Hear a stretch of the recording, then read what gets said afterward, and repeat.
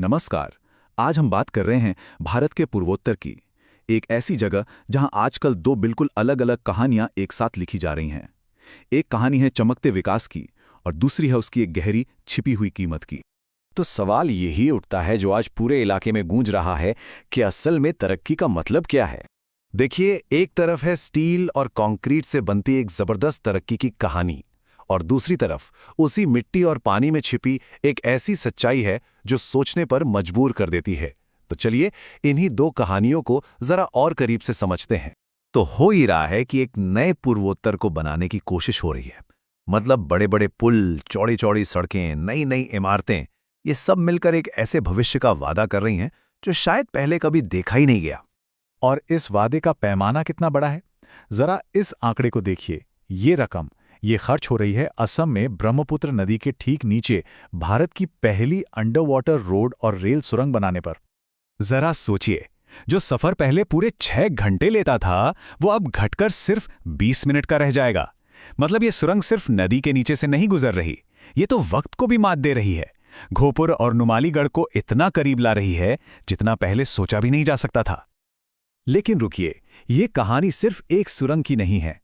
ये जो भारी भरकम रकम है ना, ये तो उन दर्जनों प्रोजेक्ट्स का हिस्सा है जो हाल ही में असम में शुरू हुए हैं। और इन सब का एक ही मकसद है, इस पूरे इलाके की तस्वीर बदल देना। और जरा इस विकास का स्केल तो देखिए। मतलब हवाई पट्टी से लेकर नए नए पुलों तक, और बात यही नहीं रुकती। मैनेजमेंट के बड़े बड़े इंस्टीट्यूट और इलेक्ट्रिक बसें तक चलाई जा रही हैं। तो ये सिर्फ कुछ ईंट पत्थर का काम नहीं है, ये एक पूरे नए दौर को शुरू करने की कोशिश है। तो जो ऑफिशियल लाइन है, जो आधिकारिक कहानी है, वो एक रणनीतिक विकास की है।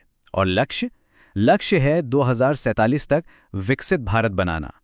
पर जैसा कि हमने शुरू में ही कहा था, ये तो कहानी का सिर्फ एक पहलू है। तो चलिए अब इस चमक दमक से थोड़ा हटकर देखते हैं और उस सच्चाई का सामना करते हैं जो जमीन पर है। क्योंकि इस विकास की चमक के ठीक नीचे कुछ बहुत गहरी और परेशान करने वाली बातें छिपी हैं।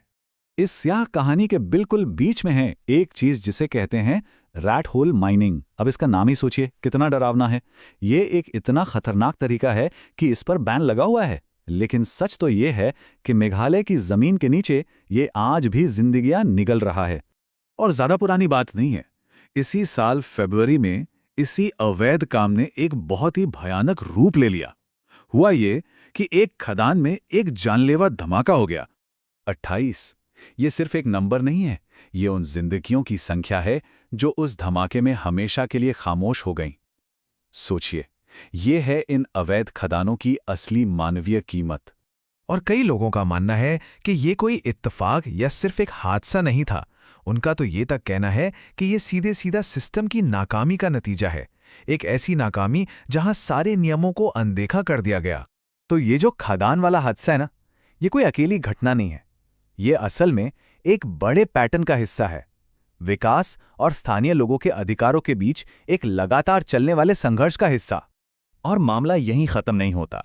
ठीक उसी जगह पूर्वी जैंतिया हिल्स में जहां वो खदान हादसा हुआ था, अब एक बहुत बड़ा सीमेंट प्लांट लगाने का प्रस्ताव है। और आप अंदाजा लगा सकते हैं, स्थानीय लोग इसका जोरदार विरोध कर रहे हैं। और ये आवाज सिर्फ वहीं तक सीमित नहीं है, इसकी गूंज संसद तक पहुंची है। एक सांसद ने तो इसे रोकने की मांग तक कर डाली है। और उनकी चिंताएं बिल्कुल वही हैं जो हमने उस माइनिंग ट्रेजेडी में देखी। पर्यावरण की अनदेखी, स्थानीय लोगों के अधिकारों को कुचलना और एक ऐसा सिस्टम जो शायद किसी की सुनने को तैयार ही नहीं है। तो घूम फिरकर हम वापस उसी सवाल पर आ जाते हैं जहां से हमने बात शुरू की थी। एक तरफ विकास का इतना बड़ा वादा और दूसरी तरफ उसकी इतनी भारी कीमत। ये दोनों सच एक साथ कैसे चल सकते हैं? यही आज पूर्वोत्तर के सामने सबसे बड़ी चुनौती है। तो यहां हम इन दोनों कहानियों को आमने सामने रख सकते हैं। एक तरफ सरकार की बड़ी सोच है, एक टॉप डाउन विजन है जिसमें विकास और सुरक्षा की बात है, और दूसरी तरफ हैं जमीनी चिंताएं, पर्यावरण को लेकर, आदिवासियों के अधिकारों को लेकर और पूरे सिस्टम के काम करने के तरीके को लेकर।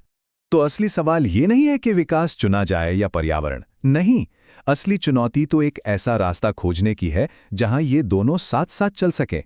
सवाल ये है कि क्या पूर्वोत्तर अपना भविष्य बना सकता है बिना अपनी समस्याओं को जमीन के नीचे दफनाए?